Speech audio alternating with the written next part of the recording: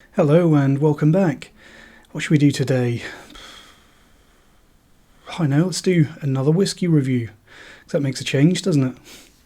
Got something a little bit unusual today. One of these little tins that you can sometimes get from certain websites or more commonly whiskey auctions.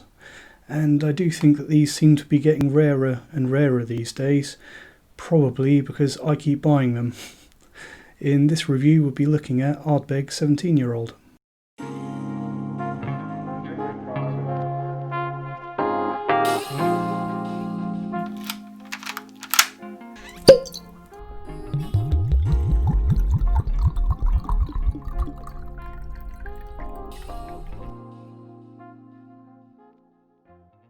So I bought this tin quite a while ago from a website that specialises in some of the rarer whiskies that you can get.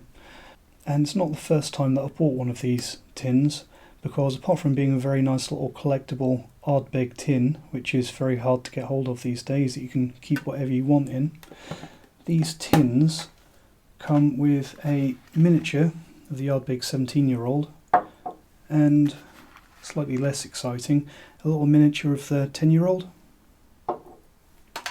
So I suspect that a lot of people that buy these tins are probably miniature collectors, and right off the bat I am going to apologise to any miniature collectors out there, because I buy these because I really like drinking the 17-year-old. And the Ardbeg 17-year-old, it's been discontinued and almost completely unavailable for quite a few years now. And if you do see a full-size bottle of the Ardbeg 17 at an auction, it's going to go for serious money these days. And I'm not the sort of person that regularly likes spending several £100s on any whiskey. I think you have to really put these things in perspective and think about what you're actually getting for your money, because it must be said that old whiskey is very nice. There's some incredibly nice expensive whiskey out there, but there does come a point of diminishing returns, and me personally, I think several £100 for a bottle of whiskey is a little bit silly. But saying that, 17-year-old is a fantastic whiskey, and I'm not opposed to spending a little bit of money to get one of these again as an occasional treat. So again, apologies to any miniature collectors out there, because you might have noticed already that not only is the seal broken on my miniature here, but it is also empty. Because it's right here. So the Ardbeg 17-year-old, it was a whiskey that was produced just after the reopening of Ardbeg Distillery, and the general consensus is that it's a fantastic whiskey because a lot of the whiskey that they put into the vatting on this expression was much older than the age statement on the label. So 17 years old is already quite an old whiskey, but it's thought that there's quite a lot older stuff actually gone into the vatting. So let's see how it noses and tastes. So immediately on the nose, this is clearly a very different whiskey to anything that Ardbeg make today. For a start, there's actually very little peat. There's definitely peat there, but if you had a blind tasting with this and some current Ardbeg, you probably wouldn't even guess that they're from the same distillery. It's really that different.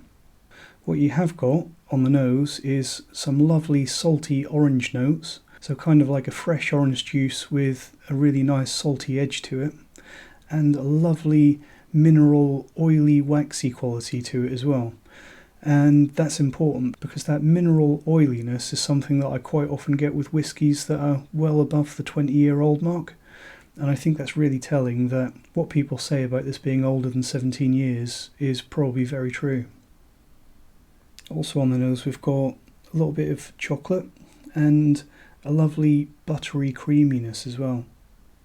But that's not to say that there's no sweetness in this whiskey, because on the nose I'm getting lots of actually confectionery notes.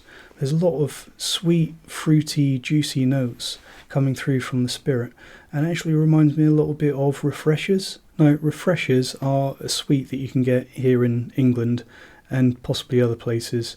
A little bit similar to Love Hearts. I'm not sure how well this is going to go over to an international audience, but there's definitely a very sweet, juicy, almost effervescent, confectionery sweet note going on in the nose of this whisky. There's also some sweet old oak notes as well. So it's definitely a whisky that spent a long time in the cask, but it's not overly old either. It's not gone so far in the cask that it's picked up lots of bitter tannins. You're still getting a lot of really sweet, bright youth coming through from the spirit. Also getting some rather leathery notes, sort of leather armchair. Some coastal brininess, although probably not as much as in the current Ardbeg 10. And a little hint of espresso in there as well. So some black coffee notes, but not the sort of thing that you would get out of a cafetiere or drip coffee. It's more intense than that. And it's not a huge part of the character of this whisky, but there is a slight smokiness as well. You can definitely tell that it's a peated whisky, but it's nowhere near the peat levels that you would get in any of the peated Islers, to be honest. It's a lovely, delicate, refined smokiness the sort of smokiness that you might get in a long row 18-year-old or perhaps 21. So let's see how it tastes.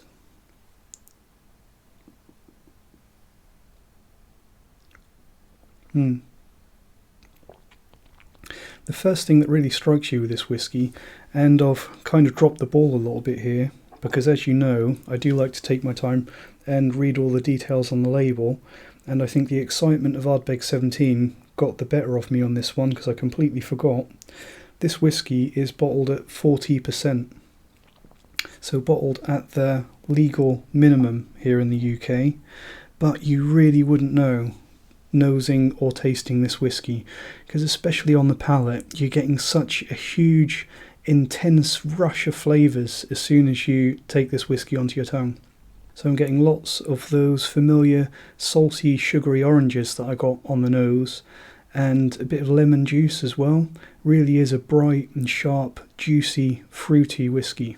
Also getting a creamy, sweet smokiness, perhaps a little bit more smokiness than I got on the nose, but again, it's really a subtle, delicate smokiness. It doesn't overpower. It's really not a peat bomb. You can really tell that this is some really well-made, well-peated whisky that's been matured for quite a while. And I'd actually say that what smokiness you have got in this whisky has really lost most of its peatiness.